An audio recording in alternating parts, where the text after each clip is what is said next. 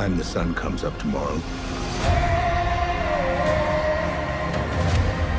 there's a very good chance you'll be dead. Well, thank you guys for speaking with me about the second season. I have been waiting for this for quite some time. It's probably felt much longer for y'all. Gabriel, I actually do want to start with you. Tommy and Ellie have gotten some time to get to know each other, get closer. Obviously, we see that in the first episode of season 2.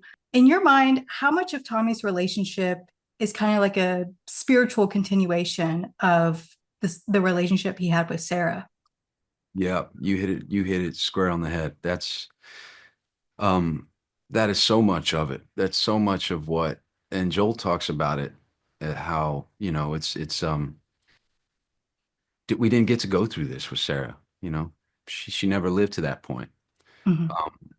And to see them grow into their own, to see their skills develop, to be prideful of the lessons that they're extracting from our experience, and he's going through a tough time, and it's much more than your typical teenager not being able to get along with their dad. There's obviously a lot of underlying elements that are causing them to go adrift, and but I get to just be with the person. I get to be with my niece and be proud of how well she can shoot, be proud of the warrior that she's becoming, and to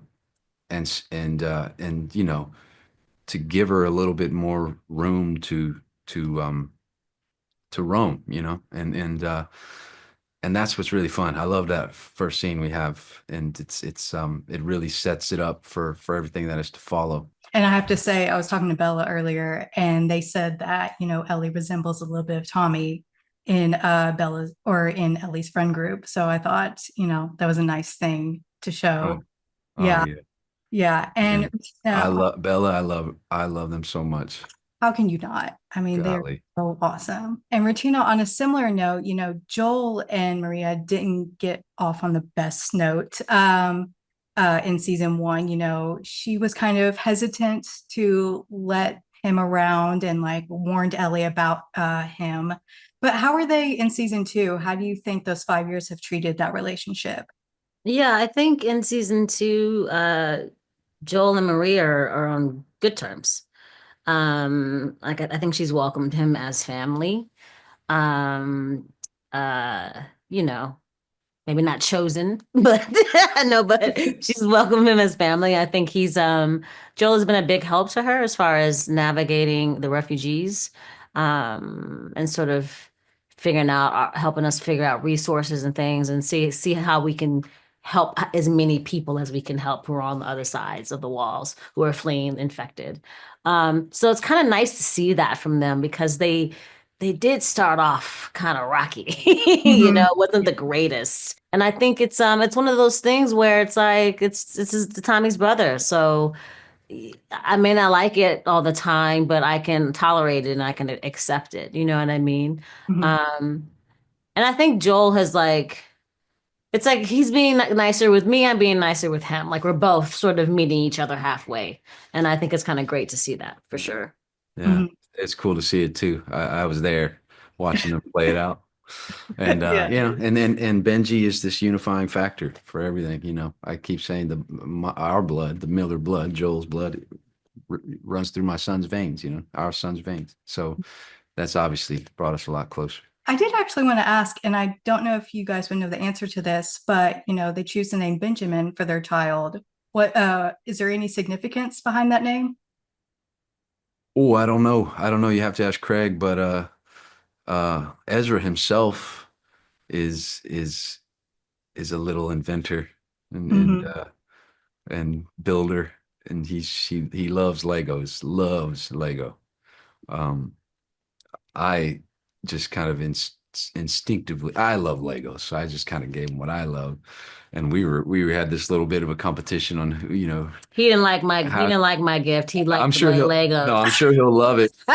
I'm sure he'll love it in a year, because you bought the shoes big so he can grow into them. But he looked at them shoes and was like, Legos. I looked at the shoes. I was like, those are the elephant print Jordan 3s. Oh my God. How come you didn't get me those for my birthday? You know. And, yeah. No, but he maybe there's a Benjamin Franklin aspect to it. It's just kind of Maybe. little scientist, and but he's God, I love this He's kid. great. The He's very great. first day we walked up to, I always take a pilgrimage to our department before every job to get inspired, and especially on this one because the Don, our production designer, and his whole team just went crazy. But Hiroshi is our guy who does 3D printing, and I felt bad because I took Ezra up there and I showed him the 3D printer and how it's making little horses and little people and all the buildings so that we can have these 3D mock-ups of the sets. And he's like, Mom, can I have one of those? And I was like, oh no, I just put her on the hook for a 3D printer. Mm. And but it's cheaper than a PlayStation. So Really? there it is. Yeah. Well, Oh, a small one like this that for a kid. So I but didn't even know that. he's got a scientific kind of mind. So Yeah, maybe he Benjamin does. Franklin he's the namesake. So Oh, Yeah. awesome. Rutina, I also wanted to ask, how does Maria approach motherhood in season 2 as someone who lost a child early on in the apocalypse, while also balancing her role as a leader and protector of Jackson? yeah, I think you know, the grief of having lost a child, I think for Maria was something that she's tucked away inside and hid in a really dark place in herself. Um, and kind of would rarely talk about. And so I think now when I call Benji our son, I call him our gift. So now that we have this gift of him, I think it opens her up in a way that she didn't think she could open up.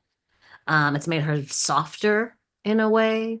I mean, she's always had a love for her community, but now she's like, well, who else can we help? And how can we help everybody? And she just has all this compassion, and this kind of warmth.